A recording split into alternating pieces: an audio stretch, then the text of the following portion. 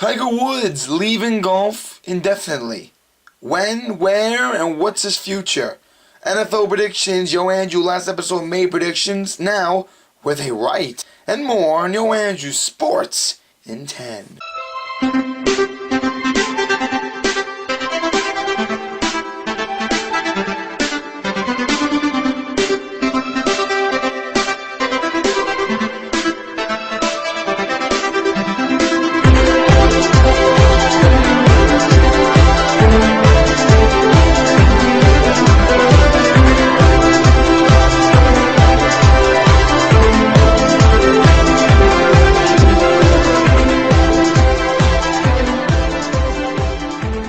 Hey everybody, Andrew Giordano, and welcome to another video of YoAndrew Sports in 10. This is the only place you can get your sports in under 10 minutes with the best headlines and so much more. YoAndrew Sports in 10. Tiger Woods decides to leave golf indefinitely. We don't know when he's coming back, but what we do know right now that he's leaving golf because he wants to try to fix marriage problems with his wife.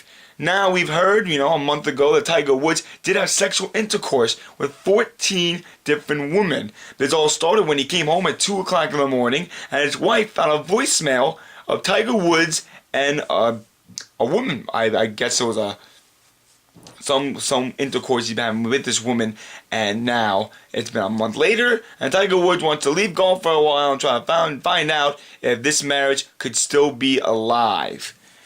So it's really big for Tiger Woods right now. And during this whole month time of Tiger Woods with the cheating, he lost loads of endorsements with AT&T and so much more. Now when you lose endorsements is when an athlete gets in a commercial and advertisements and gets paid. But now he's lost all these endorsements, so he's already lost money. And these people believe that when they drop Tiger Woods from AT&T and all kinds of other companies, they believe too that they're not going to lose money, that they believe that Tiger Woods just wasn't suited for them after all. Tiger Woods is 34 years old. We saw in papers that Tiger Woods has married this woman because he wanted to be a father figure. He believed that he would get more endorsements, more money, and he'll try to get out more of the families of golf. Now, if your wife heard that, and then heard that you cheated on her 14 times, you've been married, you just got a kid in June, I would not go back with this guy. And after we saw, weeks after the cheating, her ring was off and she was looking for a divorce. She would go to California, Tiger Woods' wife, to try to win 50% of his money and custody of the kids. Now, Tiger Woods, again, does not like that.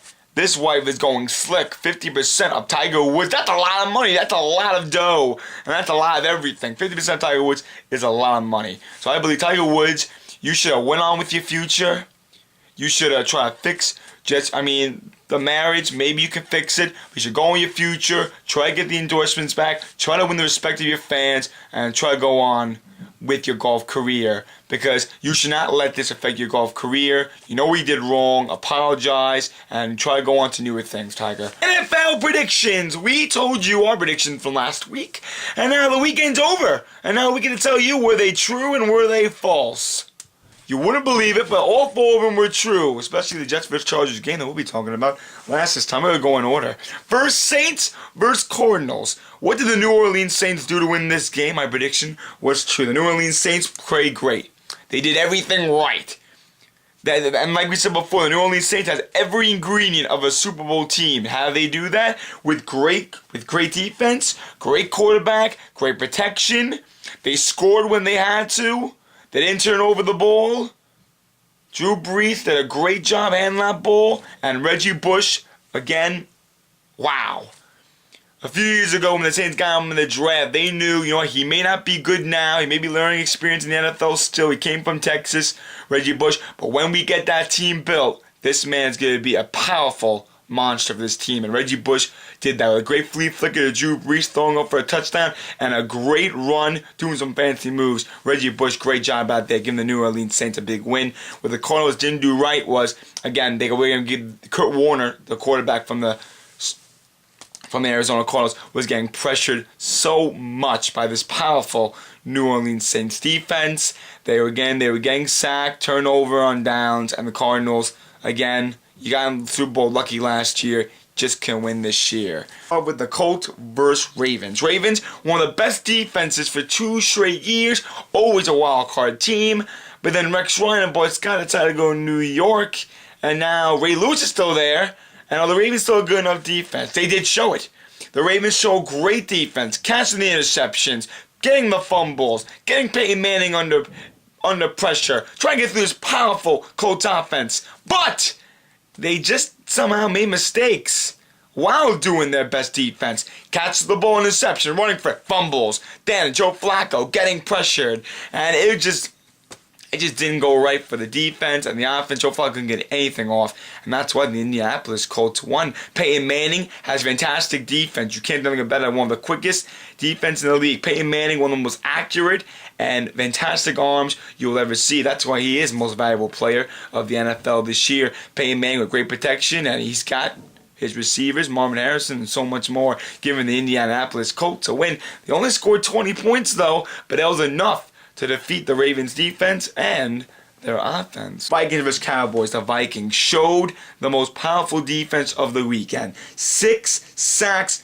Best defense of the weekend. They showed it right there. They stopped Tony Romo's rhythm. Now, Tony Romo, when he was versus the Eagles last week, he showed rhythm. He showed throwing in the pocket. He had the protection. He was getting the throws off. People were getting open. Tony Romo looked great.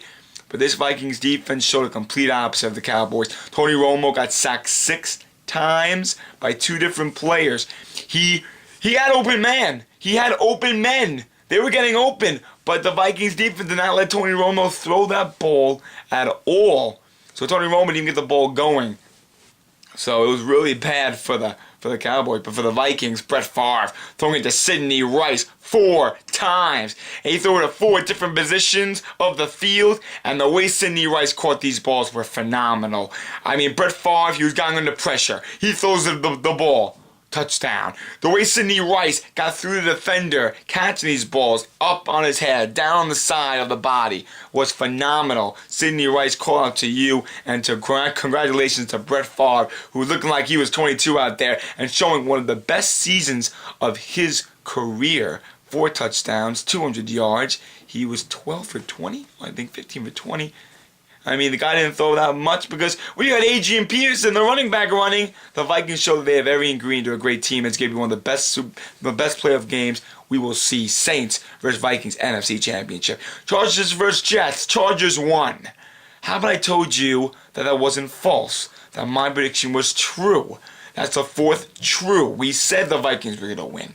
We said the Saints were going to win. We said the Colts were going to win. And we said the Jets were going to win too.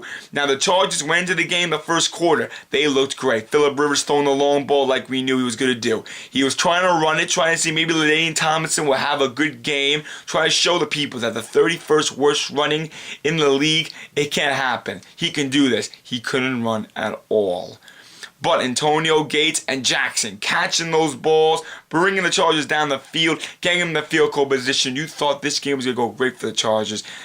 That the Jets were doing a lot of zone defense at first. And we see when the Jets do zone defense 2-3 years straight before Rex Ryan came, they couldn't do it. It just never worked for the Jets team. And then you believe this, and the Chargers didn't get some points on. But when the kicker just can't kick, it really is bad for the San Diego Chargers. They couldn't do it. Sanchez goes 0 for 3 in the first 3, and he couldn't get a first down. Thomas Jones was getting blocked. You believe the Jets, do you think they can survive this game? But what did the Jets do? The Jets actually worn out. Rex Ryan had a strategy. The Jets goes, let's worn out the Chargers. Let's wear them out. And that's what they did. Got them all tired. And then the young Sean Green, number 23, starts running down the field. And Sanchez starts to get protection from his O-line, giving him time. Brandon Edwards, Jericho Country, Justin Cutler, they were finally getting open. And they were making catches. And the New York Jets, we saw Kerry Rhodes get an interception and get a fantastic onside kick. We said last episode, he was the big guy we need. He did great. Dale Revis, one of the best corners in the league, second in the poll for Best Defensive Player of the Year with one of the most fantastic interceptions, giving the Jets a 17-14 victory. And here are the other top headlines on YoAndrew Sports in 10. My name is Andrew Giordano, and thanks for watching YoAndrew Sports in 10.